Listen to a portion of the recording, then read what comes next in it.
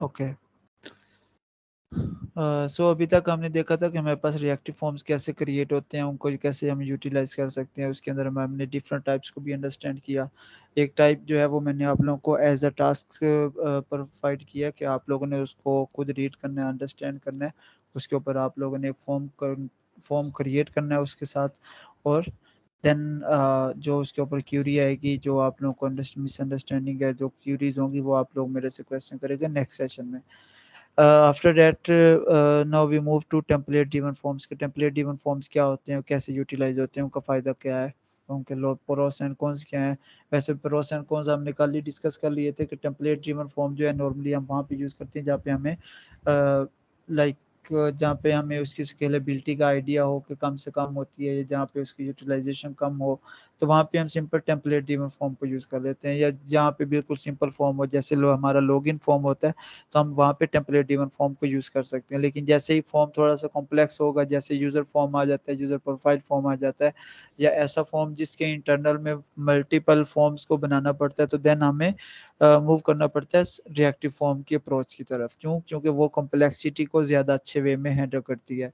तो template driven form में क्या होता है, form model is implicit rather than explicit. Template driven form जो है ये इम्प्लिसिट होता है। इसके अंदर हमारे पास एनजी मॉडल डायरेक्टिव यूज किया जा रहा होता है क्रिएट और मैनेज करने के लिए एक फॉर्म कंट्रोल के इंस्टेंस को। बेसिकली इसके अंदर भी फॉर्म कंट्रोल का इंस्टेंस ही यूज हो रहा होता है, लेकिन वो इंस्टेंस जो है वो हमारे पास एनजी मॉडल के साथ ही हैंडल होता है, उसी के साथ क्रिएट होता है, उसी के साथ उसकी वैल्यूज को अपडेट किया जाता है। तो उसने सिंपल यहाँ पे एक इनपुट फील्ड बना के उसकी एग्जांपल दी कि आपके पास एक फेवरेट कलर की इनपुट फील्ड है, जिसके अंदर आपने एनजी मॉडल यूज किया फेवरेट कलर, और आपने उसकी वैल्यूज को गेट कर लिया और उसको यूटिलाइज कर दिया। अब यहाँ पे उसने थोड़ा सा इसका फ्लो, डाटा का फ्लो भी बताया कि टेम्पलेट ड्रिवन फॉर्म के अंदर डाटा कैसे फ्लो कर रहा होता है। Indirect access to forms model in the template driven form. वो कहता है कि आपकी इसके अंदर जो है इनडायरेक्ट एक्सेस होती है किसी भी फॉर्म ग्रुप, किसी भी फॉर्म मॉडल के साथ। कैसे? उसने यहाँ पे लिखा can only access form control instances via NG model directive. आपके पास कोई ऐसा वे नहीं है कि आप एनजी मॉडल के अलावा कोई ऐसी चीज यूज नहीं कर सकते कि आप उस फॉर्म कंट्रोल को यूटिलाइज कर सकें, उसकी वैल्यू को गेट कर सकें, उसकी वैल्यू को सेट कर सकें।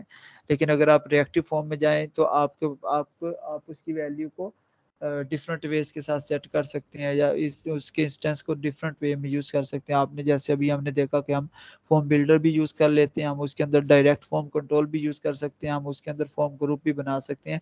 लेकिन टेम्पलेट ड्रिवन में ऐसा कोई ग्रुपिंग वाला सेटअप नहीं, कोई ग्रुपिंग वाला कॉन्सेप्ट नहीं होता। इसके अंदर सिंपल हमारे पास कोई वेरिएबल होता है एनी टाइप का, या कोई उस टाइप को, उस वेरिएबल को हम सिंपली यूज करके उसको टेम्पलेट ड्रिवन के अंदर हम यूज करते हैं।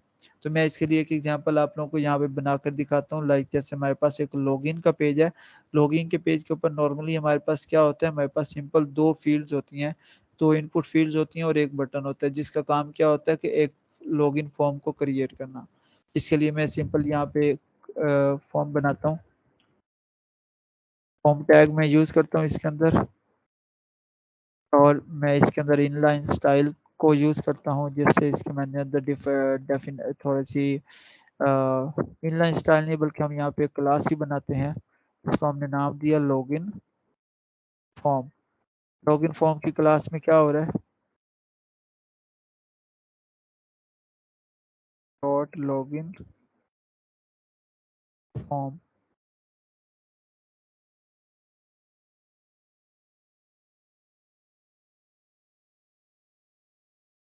इसकी वेट को मैंने कम से कम किया 40% कर दिया, ताकि ये जो हमारी स्क्रीन की वेट है उसके अकॉर्डिंग सेट करे। इसके फ्लेक्स रैप को मैंने नो रैप में कन्वर्ट किया। तो मैं इसको जो इनपुट फेज है उनको मैं नेक्स्ट मतलब एक दूसरे के आमने सामने नहीं सेट करना चाह रहा। और इसके अंदर भी मैंने एक फॉर्म कंट्रोल बना दिया, जो कि कैसे काम करेगा, इसके इंटरनल में इसकी हाइट को, इसकी विड्थ को यूटिलाइज करेगा 100% करके।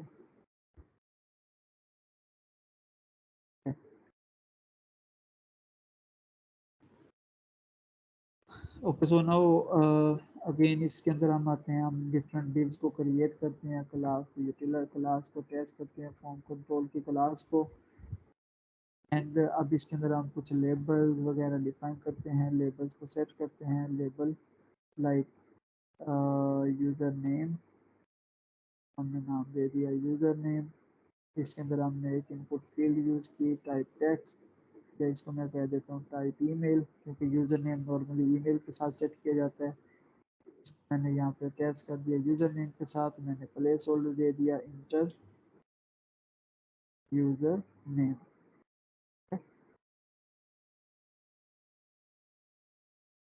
यूज़र नेम और स्लैश और ईमेल। ओके, इसको हमने डुप्लीकेट किया। डुप्लीकेट करने के बाद हमने इसको चेंज कर दिया दोबारा से। इसको हमने बोला कि पासवर्ड, इसका कंट्रोल भी चेंज किया पासवर्ड, और यहाँ पे हमने कहा कि इंटर पासवर्ड। ओके, अभी के लिए अगर आप यहाँ पे देखें तो मैंने यहाँ पे कोई इनपुट फील्ड, कोई एनजी मॉडल कुछ भी यूज़ नहीं किया। ठीक है, अब हम इसको देखते हैं कि हम इसको कैसे यूटिलाइज कर सकते हैं, या इस अप्रोच को कैसे हमने इसके साथ लेकर चलना है। तो हम इसको थोड़ा सा नीचे इस ओरिजिनल कोड से देखते हैं, डॉक्यूमेंटेशन से देखते हैं कि वो हमें कैसे बता रहा है। टेम्पलेट ड्रिवन फॉर्म,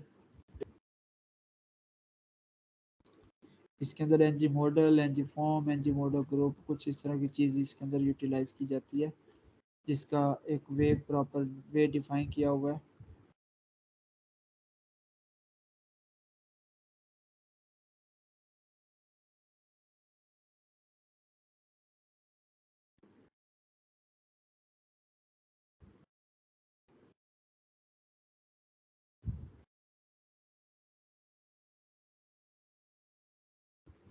ओके, इसको कहाँ पे डिफाइन कर रहा है?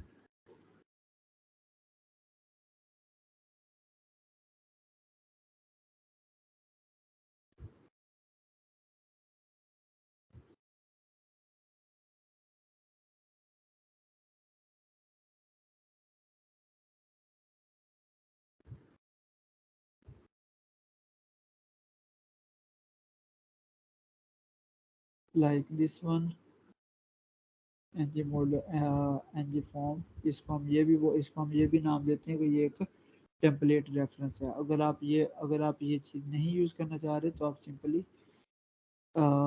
सिंपली यहाँ पे एनजी मॉडल को यूज़ करें और उस वेरिएबल के साथ अटैच करते जाएं। तो आप इससे भी इस रिएक्टिव फॉर्म को क्रिएट कर सकते हैं।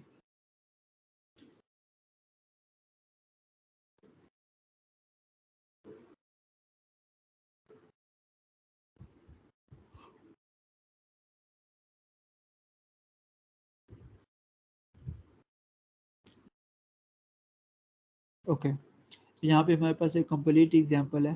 जैसे उसने डिफाइन किया फॉर्म, उसके अंदर एक एनजी सबमिट को यूज़ किया, जैसे हम ऊपर वाले फॉर्म में रिएक्टिव फॉर्म में यूज़ कर रहे थे। फिर यहाँ पे इसने टेम्पलेट रेफरेंस को यूज़ किया एनजी फॉर्म के डायरेक्टिव के साथ। हम इसको यहाँ पे अपने पास यूज़ करेंगे।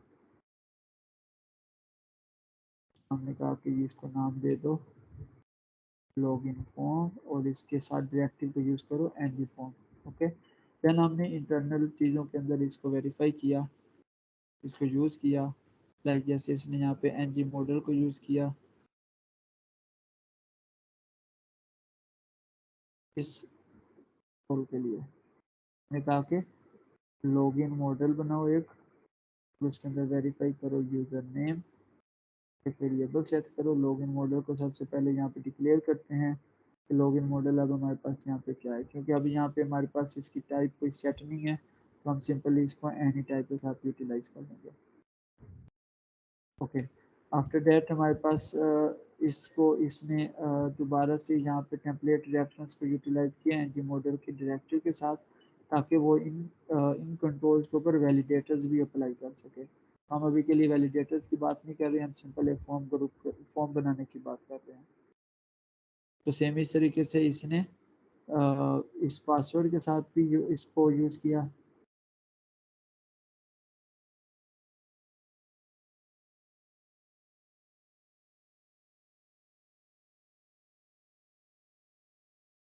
Login model dot password. इसके अंदर हमने ऑलरेडी इसकी चीज़ डिफाइन की हुई है। ओके, नाउ ऑन सेव के ऊपर हम एक और फंक्शन कॉल सॉरी सबमिट का हम एक और फंक्शन कॉल करते हैं ऑन लॉगिन के नाम से। ओके, और इस फंक्शन के अंदर हम दोबारा से वेरीफाई करेंगे कि हमारे पास क्या क्या वैल्यूज आती हैं ऑन लॉगिन।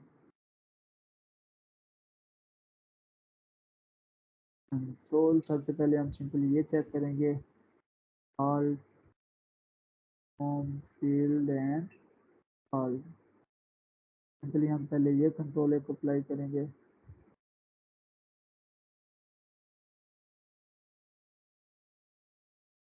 हमने सेव किया और हमने वेरीफाई किया तो हमारे पास ये इनपुट नज़र आई। बट यहाँ पे इसने कहा कि can not read properties of undefined user name. क्यों? क्योंकि हमने सिंपल एक वेरिएबल डिफाइन किया था लॉगिन मॉडल का, जिसके अंदर हमने इसकी कोई फर्दर इसके अंदर कोई वेरिएबल हमने सेट नहीं किया। तो हमें ये कह रहा है कि आप इसका कोई फर्दर मैं हमने जो इस लॉगिन मॉडल के अंदर यूज़र नेम और पासवर्ड यूज़ किया तो वो हमें ये कह रहा है कि इस वेरिएबल के अंदर ऐसी कोई चीज़ नहीं पड़ी, ऐसी कोई चीज़ कोई कंट्रोल एग्जिस्ट ही नहीं करता, तो मैं कैसे यूज़ कर सकूँ। तो इस एरर से बचने के लिए या तो हम यहाँ पे क्वेश्चन मार्क लगा के नल चेकर को हैंडल कर लेते हैं, या फिर इसका बेटर वे क्या होता है कि हम इस वेरिएबल को प्रॉपर यहाँ पे डिक्लेयर करें, प्रॉपर इसको इनिशियलाइज करें।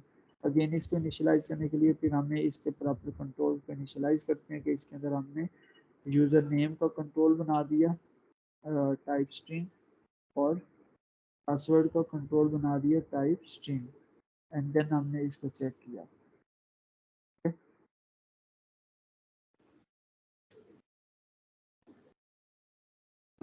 If ng model is used within a form tag, either the name attribute must be set or the form control must be defined as standalone in ng model option.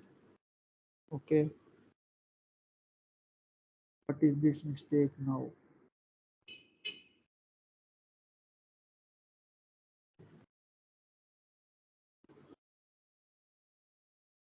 इसकी वजह से दे रहा है no. Okay, got it. Now this error is comes due to this ng model option। ng model option को हम use करते हैं, हमने ऑलरेडी डिस्कस किया कि टेम्परेट गिवन फॉर्म के अंदर ng मॉडल को यूज किया जा रहा है किया जाता है। लेकिन अब क्योंकि यहाँ पे हमारे पास ऑलरेडी कुछ फॉर्म ग्रुप भी प्रॉपर से डिफाइन हुआ है, और अब हम फॉर्म को इस तरीके से यूज करने की कोशिश कर रहे हैं, तो इसलिए वो हमें कुछ एरर दे रहा है कि आप इसको प्रॉपर आप क्योंकि एनजी मॉडल की बात कर रहे हैं, एनजी मॉडल को यूज कर रहे हैं with in this form tag, तो आप इस एनजी मॉडल के साथ प्रॉपर एक और एट्रीब्यूट यूज करें एनजी मॉडल ऑप्शन, जो इसको डिफाइन करेगा कि ये कंट्रोल जो है ये हमारे पास स्टैंड अलोन कंट्रोल है, मतलब ये एनजी मॉडल जो है एक्सप्लिसिटली सेपरेटली वर्क कर रहा है। तो इसको डिफाइन करने के लिए हमें यहाँ पे एंगुलर फोर्स एनफोर्स करता है कि आप इसको यूटिलाइज करें। हमने जैसे ही ये चीज़ डिफाइन की तो हमारा वो फॉर्म जो एरर था वो हमारा रिमूव हो गया, और हमारे पास ये नीचे ये फॉर्म ग्रुप हमारे पास क्रिएट होके आ गया। Okay,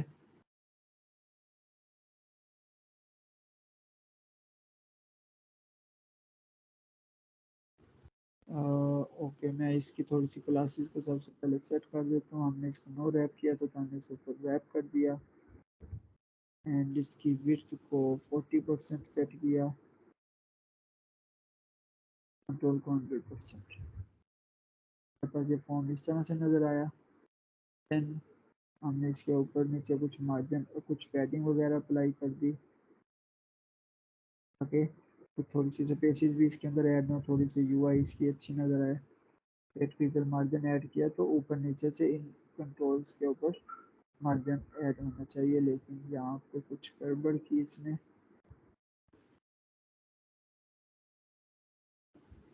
okay, class name is not properly called.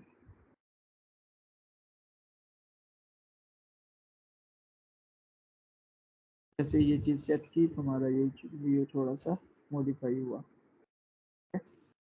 Now we also add a button. uh, Sorry, button, इसकी टाइप सबमिट, हमने कहा लॉग इन कर दो।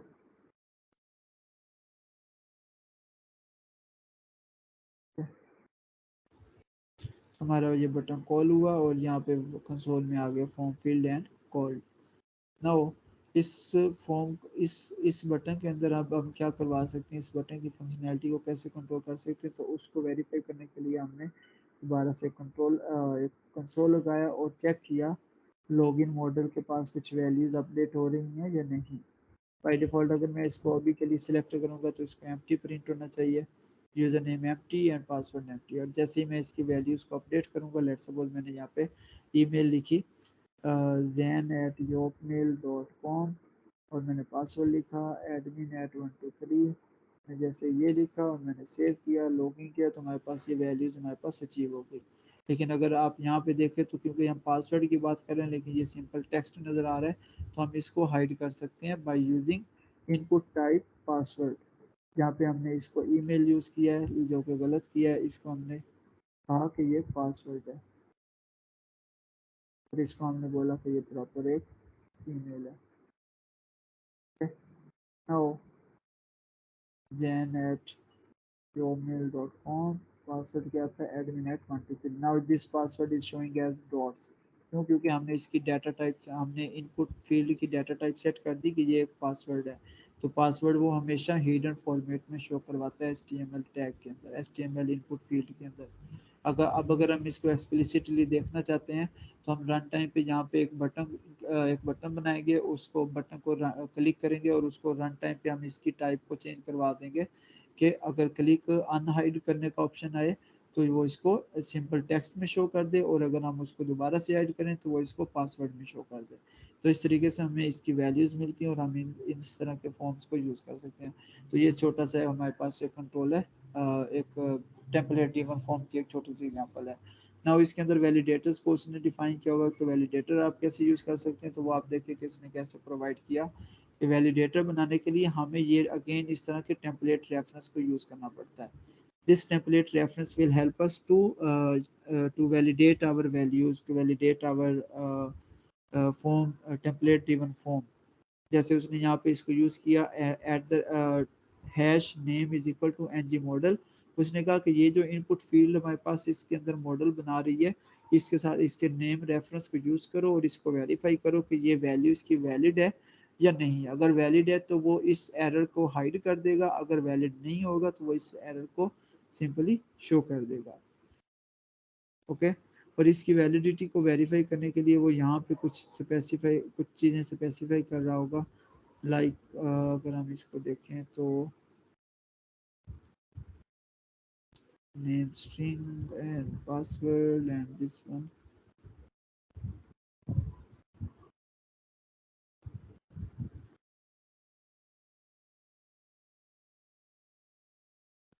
ओके।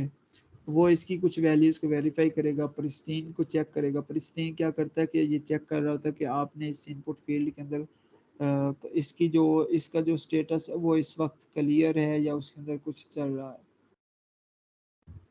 एंड सेम इसी तरीके से इसने इसका अल्टर एगो का जो कंट्रोल था उसको वेरीफाई किया कि इसकी वैल्यू प्रॉपर फील्ड है या नहीं फील्ड। और जैसे कि मैंने आप लोगों को पीछे एक एग्जांपल दी थी कंट्री के लिए और ड्रॉप डाउन मॉडल के लिए, तो उसने यहाँ पे इसको शो करवा दिया। इस तरीके से इसने एक पावर्स का एक लूप लगाया, उसके ऊपर उसने इसका ड्रॉप डाउन वेरिएबल बना के इसको यूटिलाइज करवा दिया। ओके। तो इस तरीके से हम टेम्पलेट डेमो फॉर्म्स को यूटिलाइज कर सकते हैं एंगुलर की एप्लीकेशन में, और उसको यूटिलाइज उसको उसकी बेस पे हम फर्दर यूजर इनपुट फॉर्म्स को क्रिएट कर सकते हैं। तो ये हमारे पास एक छोटा सा ब्रीफ सा इंट्रोडक्शन था टेम्पलेट ड्रिवन फॉर्म का, जिसके ऊपर आज हमने डिस्कशन की।